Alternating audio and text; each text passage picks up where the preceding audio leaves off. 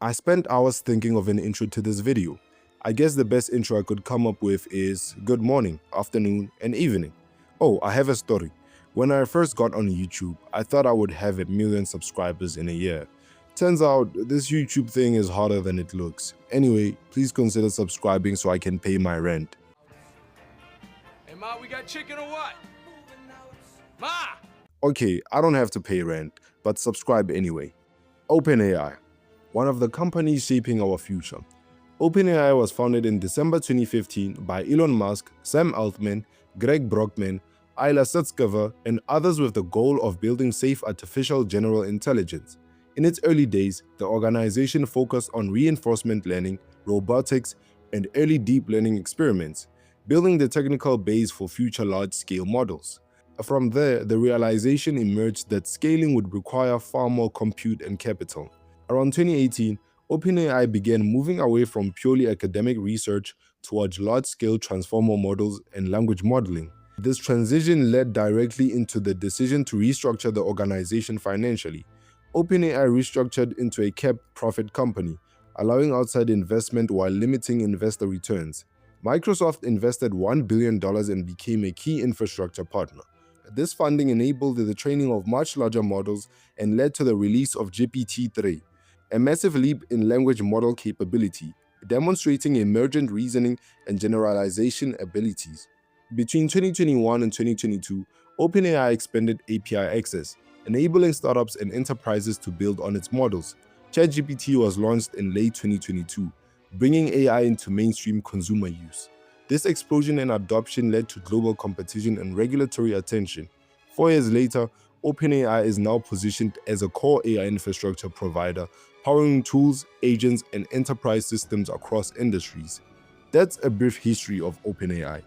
We know how OpenAI became OpenAI. Let's shift to what it runs on. The foundation of everything is compute. Massive GPU clusters used to train and run AI models, primarily through Microsoft Azure, along with additional cloud partnerships. And once you have compute at the scale, you immediately run into the need for physical infrastructure to host it. These compute systems live inside large-scale data centers built to handle both training and real-time inference at global demand levels. But data centers are only the environment. The hardware is what powers them.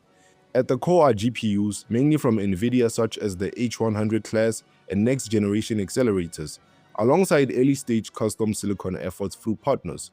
Next is the cloud infrastructure. This is where everything is unified: networking, storage, orchestration, and deployment layers that allow models like ChatGPT to operate at global scale. Once the cloud layer is in place, the focus shifts from internal systems to external access. OpenAI exposes its models through APIs, turning infrastructure into a developer platform used by startups, enterprises, and products worldwide. None of this works without power.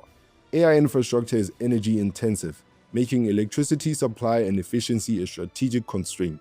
But none of this matters if the models themselves aren't powerful.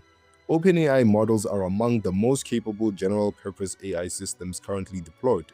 Models support language intelligence, reasoning ability, coding performance, knowledge breadth, multi-model capability, tool integration, and scalability via Microsoft Azure. The models are still prone to hallucinations, reasoning errors in complex multi-step problems, and the lack of true autonomous understanding or agency.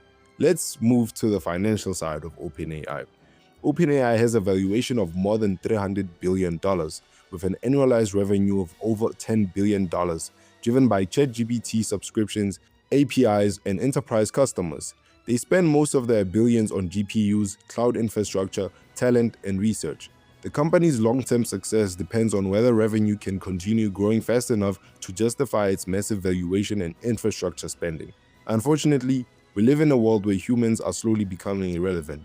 When most people look at a company's success, they usually leave out the individuals who make the company successful.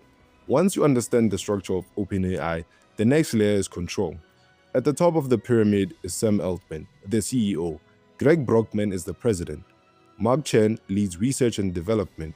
Sarah Fryer is the chief financial officer. Brad Lightcap is the COO. Jason Kwan leads strategic initiatives, partnerships, and corporate development. Kevin Whale oversees product strategy. That's the A team behind OpenAI. For a minute, OpenAI was a clear winner in the AI race, but many competitors have risen along the years, including Anthropic AI.